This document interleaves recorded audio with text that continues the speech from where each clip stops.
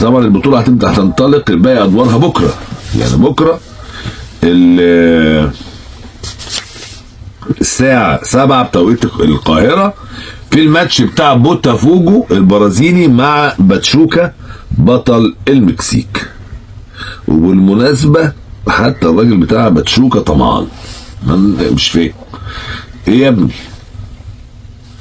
والله احنا قاعدين نقول الاهلي هيقابل بوتافوجو، وبوتافوجو فريق بيمتاز بالقوه البدنيه والعاليه والالتحام الشديد والمهاره الشديده وبطل البرازيل، وقاعدين يعني نقول عنه كلام جامد جدا. طلع مدرب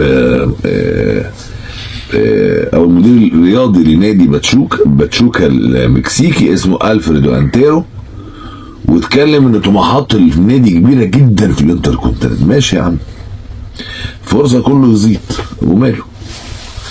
قال لك ما يهمناش ان الاهلي يكون منافسنا المحتمل يوم 14 ديسمبر. الاول احنا مخططين نكسب بوتافوجو وبعدين نفكر في مواجهه الاهلي. ماشي.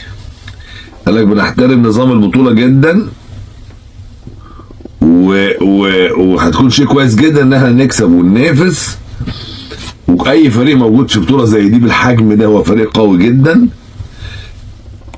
وبعدين قال لك ايه بتقول دم بقى، قال لك احنا خلاص نسينا ان احنا كسبنا الاهلي قبل كده 4 في سنه 2008، دول كسبونا في كاس عالم يعني قبل كده ب4، يعني حاجه دمها تقيل صح؟ انه بيفكرنا يعني. قال لك لو قابلنا الاهلي تاني هتبقى بالنسبه لنا في قطر دوله كمان عربيه انطلاقه قويه جدا. طب تعالى بقى، طب اول ما شفت التصريح ده يا الفريدو يا انتيرو، يا ريت تكسب انت بوتافوجو ده. انت هتبقى انت خلصت لنا من بطل البرازيل، وانت بالنسبه لنا ايه لعبه سهله يعني. وتعالى لنا بقى عشان خاطر ايه تسكت، ما تقولش احنا ما كسبنا الاهلي سنه 2008 ده كان ماضي ونسيناه.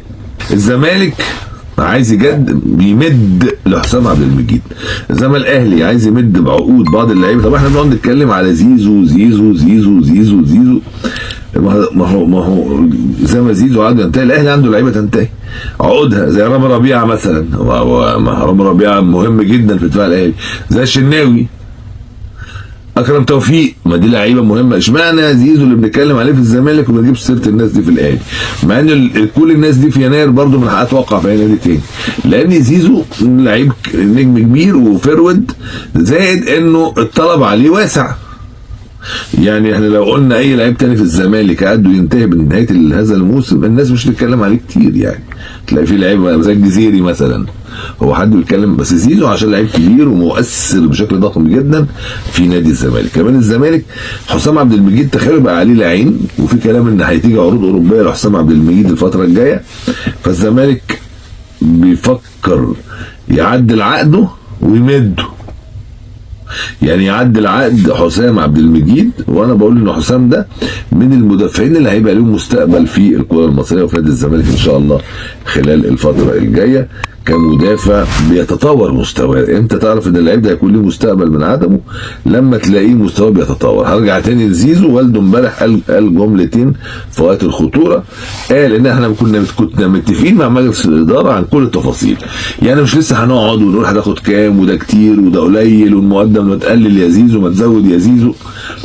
قال لك كل ده كلام، احنا اساسا قعدنا واتفقنا على كل التفاصيل مع مجلس الاداره، لكن يعني مش هروح اقول للاداره طب تعالى والنبي جددوا لابني عشان خاطري بقى 20 يوم، ومن حق ابني انه يتفاوض مع اي نادي تاني موجود في اي حته. وقال لك اي حد بيتكلم على زيزو هياخد كام والدكه واللبس وباقي اللعيبه، قال لك اللعيبه دول زي المعادن كده، مش في فضه وفي ذهب وفي برونزو. قال لك زيزو ده من زي الذهب، هتسويه بفضه ازاي؟ هو الكلام ده يعني عشان يبرر ليه الرقم كبير، لكن رجع وقال ما بنفكرش في الفلوس. يعني 60-70 مليون وقال ما بنفكرش في الفلوس، بس هم حق في جمله، قال لك انا بيجي لزيزو اضعاف هذا الرقم. خد بالك ده يعني لو زيزو جاله 2 مليون دولار، يعني هو بيقول احنا جالنا عقد مره 2.5 سنين توقيع ب10 مليون دولار في سنتين ونص. يعني السنه الواحده ياخد راتب 4 مليون دولار. 10 مليون دولار انت بتتكلم في نص مليار جنيه. فرقم برضو رهيب يعني. فالموضوع شائك، ولازم المجلس الزمالك ينهي قصه زيزو، حتى لو هتعيره هتبيعه بعد سنه، بعد 6 شهور، بعد اي حاجه، لازم تنهي هذا الامر، لان زيزو من اللعيبه الكبيره جدا اللي نادي الزمالك يحتاجها ولايقه على الزمالك. احنا قاعدين نقول نحسب الزمالك ايه؟ هل نحسبه في الفئه الاولى زي الاهلي، ولا تحت الاهلي فئه تانية؟ نحسبه ازاي؟ فئه اولى لازم تجد زيزو ده القيمه بتاعت نادي الزمالك والايمج بتاعت الزمالك. النوعيه دي من اللعيبه اللي توديك افريقيا، لازم يبقى كل اللعيبه من النوعيه دي، عبد الله السعيد وزيزو وناصر ماهر وعمر جابر كده يعني. عايز اقول لكم كمان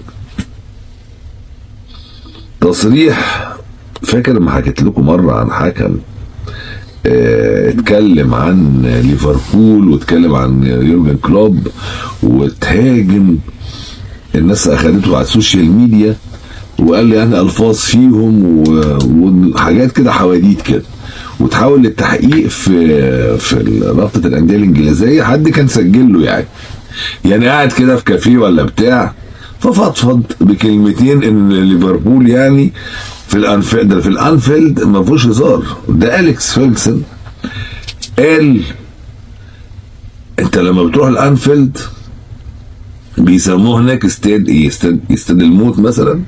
استاد، قال لك دي حاله خاصه، يعني مش اي لعيب.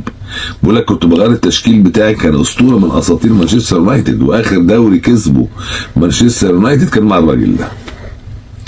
مكتشف كريستيانو رونالدو والراجل، يعني الراجل ده حاجه كان عظيمه جدا، ومسك مثلا مانشستر يونايتد سنين طويله جدا. الراجل قال لك مش اي لعيب كنت اختاره للانفيلد حتى يبقى مكسر الدنيا في كل الماتشات، يلاقيني مش